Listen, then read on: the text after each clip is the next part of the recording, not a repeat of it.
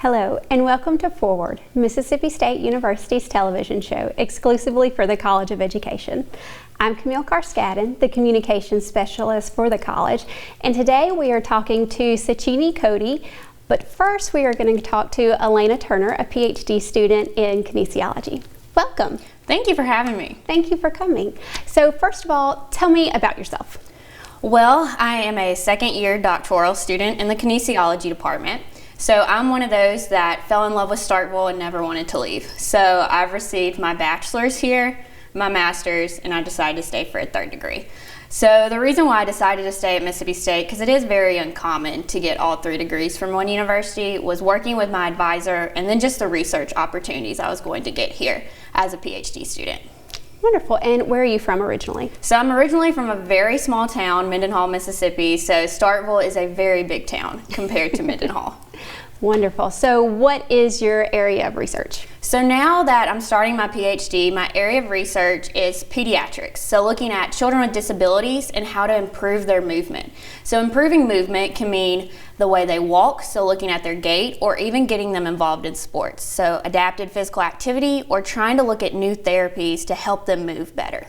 Wonderful. And why did you pick this area of research? Yeah, so I originally started out in geriatrics with my master's. And so whenever it was my last semester here at Mississippi State, I got involved with a program called I Can Bike. And so that's where we get to travel the country. Every week we change different cities and we teach children with disabilities how to ride two-wheel bicycles. So once I started working with children with disabilities, it was more children with autism, children with Down syndrome, cerebral palsy. I just fell in love with their personalities, and I just love to work with kids. It's like basically anytime you're with them, you're trying to come up and figure out a game to play. And so definitely when I started my PhD, I wanted to kind of reroute and work more with children, just because to me, a kid should be a kid. They should get the opportunity to play just like a typical development child. So even a child with a disability should really just still have that opportunity to move and play and be a kid. Wonderful. So do you focus solely on children with disabilities or just the general pediatric population? So mainly more children with disabilities, just because they are more in our area to look at their gait, just to see how they are moving, but definitely more with just kids with disabilities. Okay. And what's one of the most important things to think about when you are working with children with disabilities and physical exercise? Yeah, so the most important thing I think when working with kids with disabilities and exercise is you have to make it fun.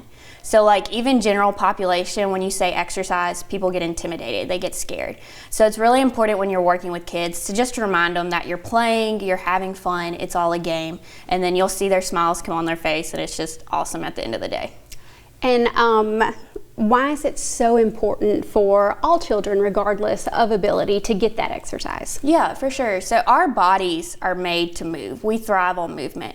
So I think it's really important for every child to have that experience, whether it's playing a sport, or even just playing on the playground.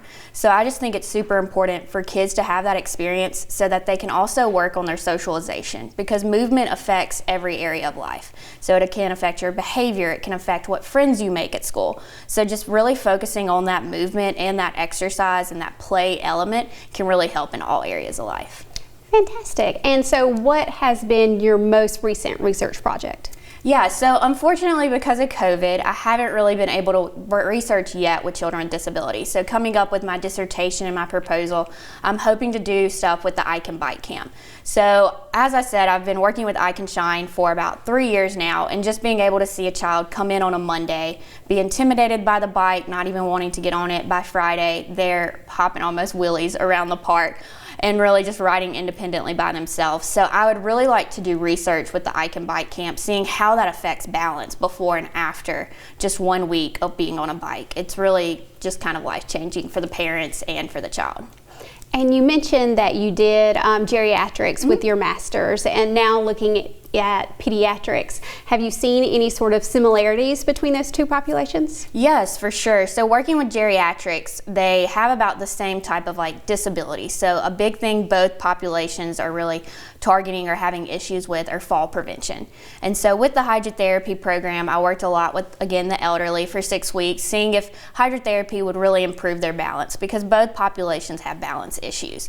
Now, for one population, the geriatric, can be more deadly than for for the pediatric.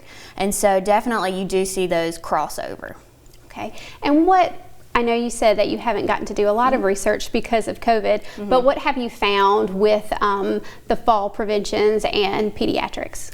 Yeah, so I found with fall prevention and for the pediatrics especially that you really have to repeat the exercises you're doing. There's a lot of practice. So the only way you're going to get better at balance is if you practice.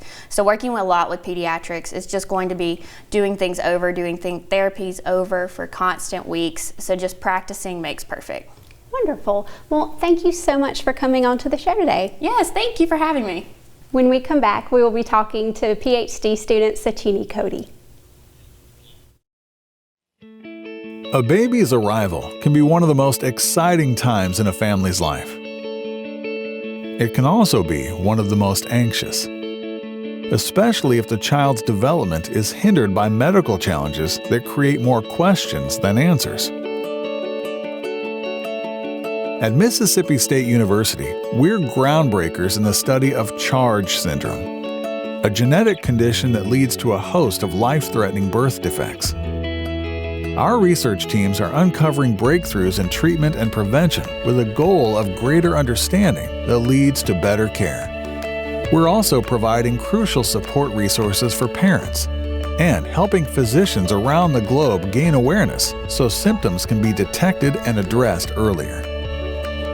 By engaging in this innovative analysis and therapy, we're not only improving outcomes, we're unlocking brighter futures.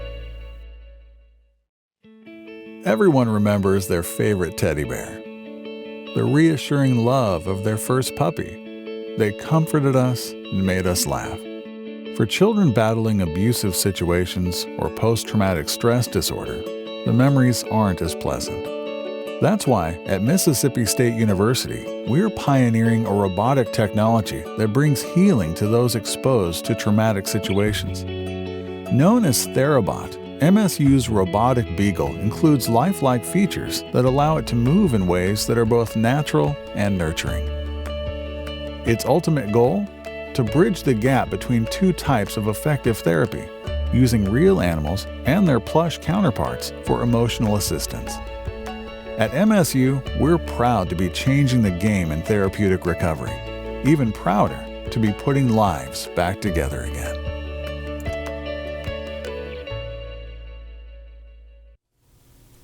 Welcome back. Today we are speaking with PhD kinesiology student Sachini Cody. Welcome.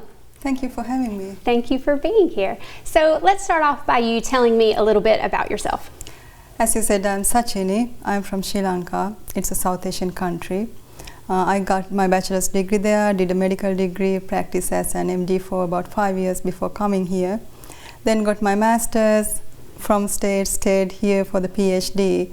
Now doing my PhD in exercise science, also getting a minor in industrial systems engineering. So I have about another year to go. So I'm happy to be here. That is very impressive. Thank you. So how did you find Mississippi State all the way from Sri Lanka? Yeah, so I had this desire to do a PhD in kinesiology, and it's not available in Sri Lanka, so I had to go somewhere. So me and my husband, we both wanted to come to USA one day. So we were looking through schools. We got to see the M-State. We saw there are a lot of innovative research going on there, and it's an R1 university. Then I was looking through kinesiology professors' profiles, and they are very impressive. So I thought, yeah, this is the best place for me. We are very happy to have you. Thank you. So what is your area of research? It's called ergonomics. That means the working population like construction workers, military firefighters, roofers. I'm working on how to prevent falls in that type of occupations. Okay, and why is looking to prevent falls, why is that important? Because if you look at numbers, the numbers are very high. About 1,000 people die each year from the falls, and about 250,000 people sustain injuries. And those injuries, they could be, if you're lucky, it could be minor abrasion. But if you fall from a height, what happens? There could be a permanent disability. So it affects the worker and the workplace. They could be having permanent disabilities, loss of income. Are they the sole breadwinner of the family? And also the workplace, they are losing a worker. And also a lot of money, compensations, replacement workers. So they have to spend a lot of money. So if we can prevent these falls from happening, we can save a lot of time, money and energy. Okay, wonderful. So why did you pick this subject to research? Yeah, as I said, these numbers are going up each year. The important thing is that we have simple measurements to take that can prevent falls. So if we can educate people on that, and if we can find things to prevent falls, that would be great. Good. So how do you train to prevent those falls? I mainly do research on balance, how to train people on balance training. As we know, if we lose our balance, we are going to sustain a fall. So if we can train people on balance, we can help them to have better balance, so they will be falling less. Good. And you gave me some numbers about falling each year. So would you say this is a very common thing or slightly uncommon? I would say it's very common compared to the numbers. Yeah, it's huge numbers. All right. And what sort of research projects have you done on this?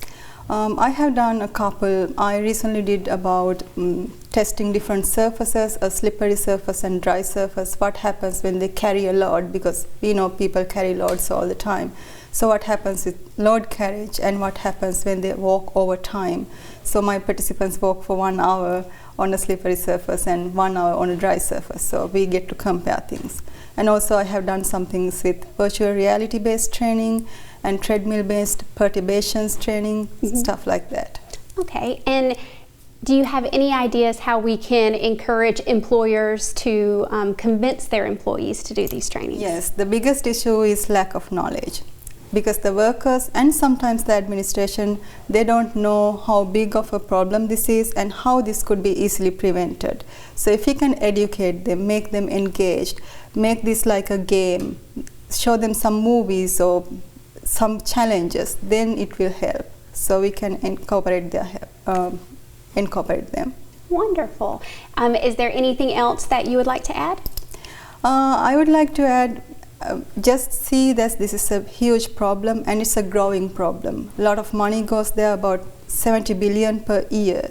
So just we have to follow some simple measurements, then we can minimize the number of falls. All right. Well, thank you so much for being on the show today. Thank you very much for having me. For more information about the College of Education, visit educ.msstate.edu.